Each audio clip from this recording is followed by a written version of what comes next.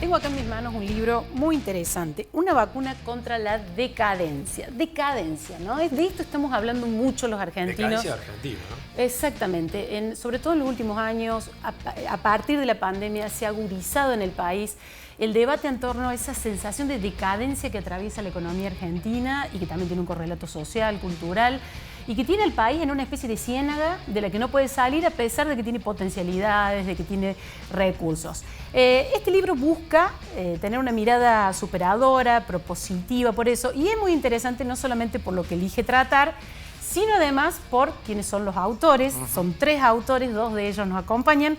Uno es el ministro de Finanzas de la provincia, Osvaldo Giordano. ¿Cómo está? Bienvenido. ¿Qué tal, Florencia? Gracias. Además, Carlos Segiaro, que es economista, consultor, y también está Jorge Colina, de IDESA, que bueno... Está en Buenos Aires. Están ustedes dos acá bien representando este trabajo.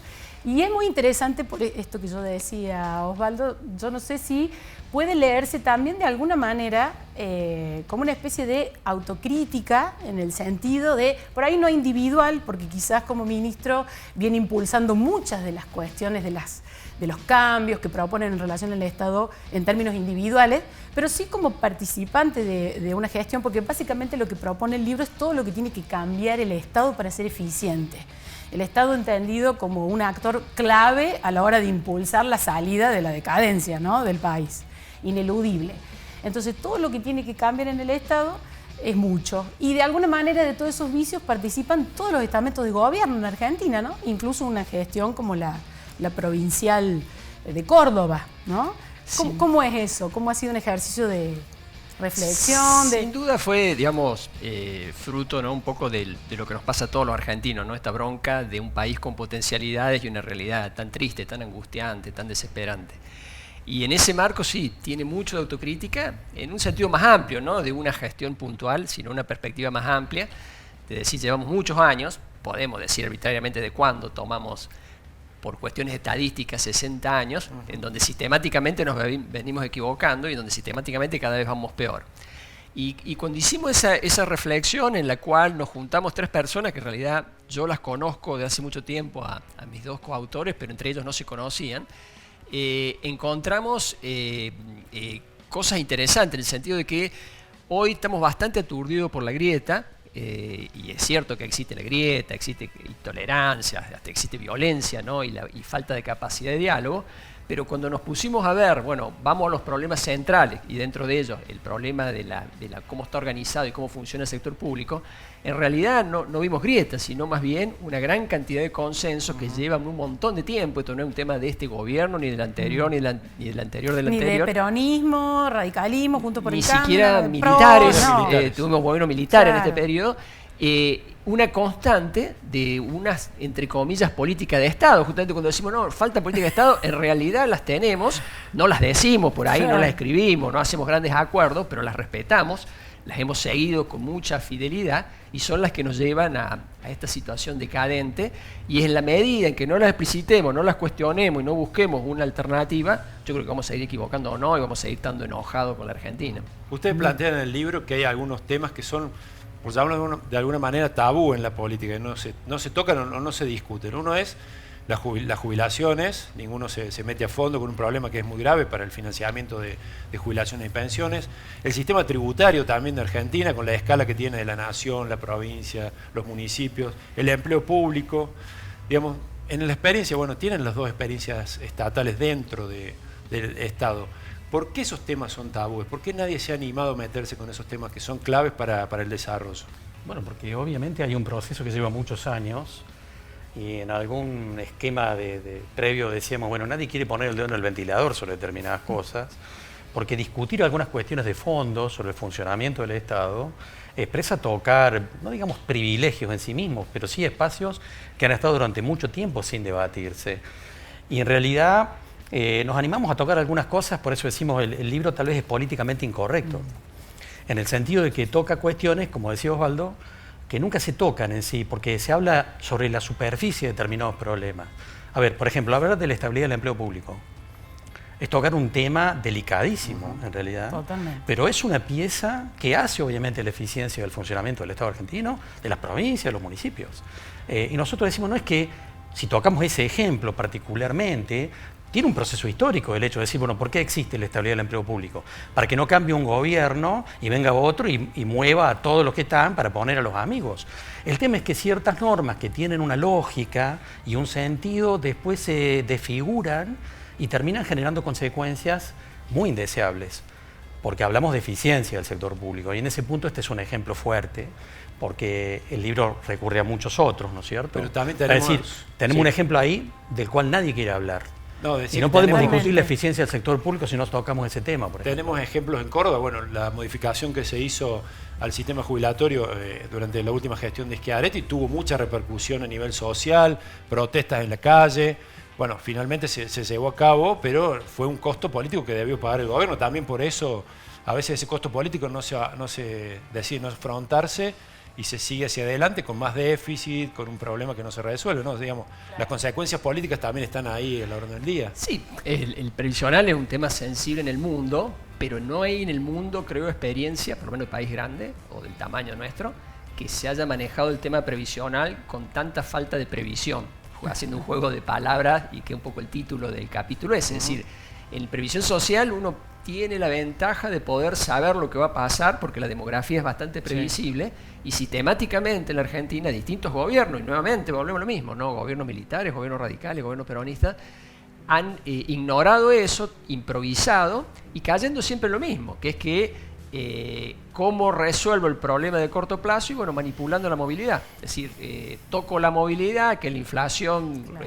licúe la jubilación y con eso resuelvo el tema de corto plazo, pero en realidad no resuelvo nada, porque esos jubilados hacen juicio y después hay que pagar los juicios más adelante, es decir, pateo y agravo el problema para adelante. Entonces, en la medida en que no hablemos de esto con sinceridad, pongamos sobre la mesa esto, no vamos a tener un diálogo razonable, racional. Osvaldo, tengo ahí un paréntesis. Cuando se le plantea, ustedes son técnicos, digamos, sobre todo más allá de la gestión política, cuando se le plantea a un gobernante que hay que modificar el tema de la movilidad jubilatoria, por ejemplo, porque no alcanzan los recursos, ¿cuál es generalmente la respuesta? En caso de Schiaretti, bueno, tomó la decisión de llevarlo adelante, pero ahí hay un problema, convencer al dirigente de que tiene que resolverlo y que va a tener que poner la cara para hacerlo frente a nada menos que los jubilados o los empleos públicos. ¿Qué dice la política argentina? Mirá, yo creo que, bueno, vos diste un ejemplo que en Córdoba se hizo, con todas las dificultades, problemas, digo que no fue la reforma perfecta, pero fue una reforma que permitió ganar en sostenibilidad y ganar en equidad. A mí mi sensación es que no solo hay una cuestión de oportunismo, que sin duda la hay, que cuando soy opositor me hago defensor de los jubilados y cuando soy oficialista tengo que hacer la realidad, sino también una falta de preparación. A mí me parece que se improvisa mucho y en el tema previsional esas improvisaciones se pagan graves, porque ahí una decisión es una decisión de mucha plata que se paga por mucho tiempo y bueno, y es lo que hoy estamos pagando problemas tal vez que se generaron hace 20 o 30 años. Ese es el punto y a eso volcamos los distintos capítulos del libro, a repensar la organización del Estado para que sea un Estado financieramente más sostenible y sobre todo más eficiente. Ponemos mucho énfasis que acá no es una cuestión de tamaño, de ajustar o desajustar el Estado. En realidad hay países con tamaños más grandes de Estado que el nuestro y le va bien, y hay países con tamaño más chico y le va bien. La gran diferencia, que incluso la podemos ver cerquita, miremos Uruguay o Chile, la gran diferencia es que un Estado que funciona mejor. Y digo, no es perfecto lo que tienen, porque sabemos, digamos, de las dificultades, pero que funciona mejor. Y para funcionar mejor, entendemos que hay que entrar en estos temas. Y bueno, un tema que me parece importante porque por ahí alguien que nos está escuchando pensará que hablar de eficiencia del Estado o hablar de cuentas fiscales ordenadas es un discurso de derecha. Bueno, lo dijo y en realidad, Boric, el presidente de Chile, que no es bueno, de en derecha tener las realidad cuentas decimos el planteo es un planteo que consideramos transversal, en el sentido de que un Estado eficiente es algo necesario, sea un gobierno de derecha o un gobierno de izquierda, digamos. En realidad, desde mi posición, digo, son los gobiernos de izquierda los que necesitan que el Estado sea más eficiente y que tenga las cuentas ordenadas. Porque si vos querés transformar la realidad, querés enfrentar grupos de poder, cambiar las relaciones de poder, necesitas un Estado fuerte, no un Estado débil. Entonces, ¿cómo voy a hacer para transformar la realidad si quiero transformarla fuertemente desde un proceso de intervención si la herramienta es ineficiente? Y ni siquiera eso, también el tema de las cuentas fiscales. Si yo quiero cambiar las relaciones de poder en una sociedad y tengo que enfrentar a grupos de poder, resulta que voy a tener déficit fiscal y le voy a pedir plata para que me financien a los mismos a los que quiero combatir. Es ridículo. Es un poco lo que estamos viendo ahora con todas estas tensiones en relación a impuestos nuevos y demás que se perciben como manotazos.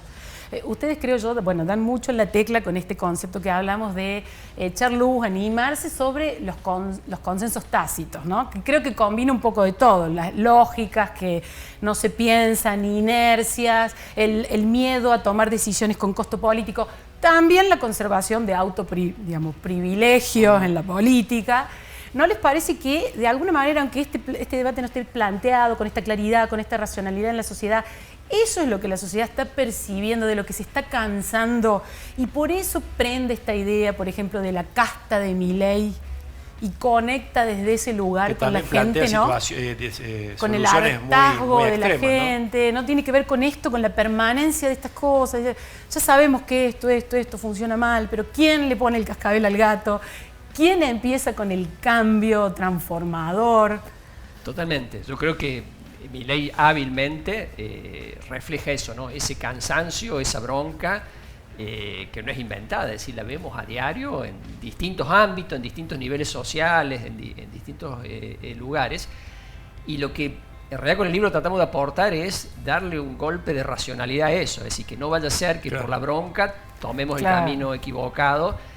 Como decir, bueno, suprimo el Estado. Quemo el Banco Central, o cosas, ¿no es cierto?, que sabemos que no van a ser soluciones, más bien descargar el odio o la bronca, o que por ahí está bien justificada, pero que es inconducente.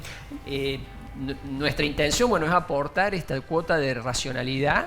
Por eso incluso, como les decía antes, somos gente que pensamos distinto en muchas cosas, y que aspiramos, digamos, a que se lea sin prejuicio. Realmente no está escrito ni de derecha ni de izquierda, está escrito desde la convicción de que necesitamos un Estado que funcione mejor. Después discutiremos si el plan va para un lado o para el otro, con más énfasis en el mercado, más énfasis en el Estado, pero lo primero que tenemos que tener es un Estado que funcione. Y en eso sí. Ahora, en ese punto, el libro intenta también tocar cosas que no están en el marco de lo que habitualmente se habla. Es decir, se habla del problema de funcionamiento del Estado, de las cuentas previsionales, pero la idea es tocar cosas que no están en la superficie y que no son parte de lo que se habla en el marco de la opinión pública. Y en ese punto tuvimos un debate entre nosotros con respecto a alguna parte de los contenidos, por supuesto, y uno fue el tema de la corrupción. Y en realidad, los tres coincidíamos en que la corrupción no es un tema central de los problemas del Estado argentino ni de las provincias. No, sin embargo, está instalado socialmente. Yo digo, podríamos tener a un clon de la Madre Teresa de Calcuta gobernando la Argentina y no solucionaríamos los problemas centralmente. Sí. El libro tiene un capítulo sobre el tema corrupción porque obviamente está instalado en la sociedad, pero cuando aparece un político diciendo que el problema central de la Argentina es el tema de la corrupción y que si él gobierna va a eliminar la corrupción y con eso vamos a ser Suiza, en realidad obviamente o es un ignorante de lo que está diciendo o está hablando con mala fe en términos de no poder hablar de las cosas en serio, ¿no? Y por eso tenemos un capítulo para hablar del tema de la corrupción y lo que significa, porque finalmente es un problema ético también, pero aunque tuviéramos un gobierno muy transparente, los problemas centrales de la Argentina persistirían. Yo para cerrar les pregunto, de esta vacuna que habría que dar al país contra la decadencia, ¿qué dosis le correspondería a Córdoba? ¿Una dosis muy alta, muy baja? ¿Dónde estaría Córdoba en ese vacunatorio? Mirá, está incluida, y eso creo que del interior lo vemos más y charlando con la gente de Buenos Aires menos, en el sentido de que no hay solución sino una solución integral del Estado. Y lo ponemos mucho énfasis en el tema tributario, es decir, no hay reforma nacional o reforma provincial, lo que hay que hacer es poner sobre la mesa esta maraña de impuestos que tenemos y ponerse de acuerdo, bueno, qué impuestos cobra la nación, cuál la provincia y cuál el municipio. Lo mismo en materia de gastos, es decir, ¿por qué mucho gasto es improductivo? Y bueno, porque la nación, la provincia y el municipio hacen lo mismo y compiten, digamos, en una carrera en la cual terminamos superponiendo estructuras y descoordinando acciones y después no haciéndose cargo nadie de las consecuencias de que funciona mal. Y me atrevería a decir lo mismo de los otros temas. Ambos de los tres niveles tienen problemas con los recursos humanos, tienen problemas de transparencia, claro, y tienen sistema previsional. En el libro me llamaba la atención, por ejemplo, que son muy críticos con ingresos brutos, un impuesto que es muy importante para las finanzas de la provincia y que en Córdoba se mantiene, ¿no? Digamos, más allá que el consenso fiscal del 2017 intentó bajarlo, hoy es el impuesto que más recauda. Es difícil pensar que se va a poder sacar en el corto plazo o en el mediano plazo y sin embargo está ahí marcado con ustedes como un gran problema para el desarrollo. te diga más, digamos, está propuesto de eliminarlo casi automáticamente porque consideramos que hay que absorberlo con IVA. Es decir, si hay un impuesto que es mejor, que grava lo mismo, que es el IVA, ¿para qué tener ingreso bruto y para qué tener tasa municipal? Osvaldo, hay una reflexión pequeña porque es un tema de agenda. Esta idea del impuesto a la renta inesperada, ¿qué parece? ¿Es algo que tiene algún asidero? ¿Qué valoración hace? Mira, nosotros ponemos como eje en el libro 3 impuestos. El IVA, digamos, el impuesto a los consumos, el impuesto al patrimonio y el impuesto a los ingresos, que en la Argentina mal se llama ganancia y eso genera todo un ruido, ¿no es cierto?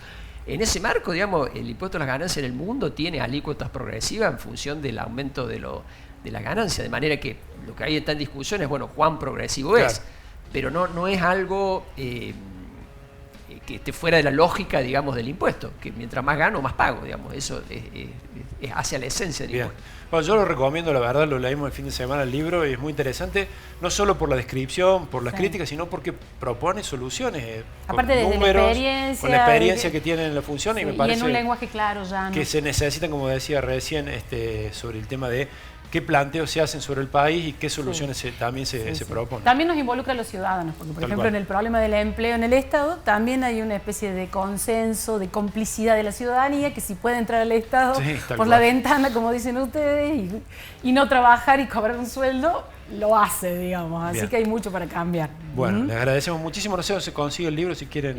Mira, lo más práctico es la página web, Vacuna contra la Decadencia. Ahí van a encontrar la opción digital o el poder comprarlo a papel a partir del jueves, que es cuando lo presentamos en la Facultad de Ciencia Económica. ¿El jueves a qué hora? A las 5:30 en la Aula Magna de Ciencia Económica. Va a ser un momento importante para nosotros, podemos volver al lugar donde los 3 nos formamos y ahí ya va a estar plenamente disponible la posibilidad de comprarlo. Así que muchas gracias por la invitación. Gracias a los dos por venir. Gracias, por favor. Seguimos con más Voz y Voto.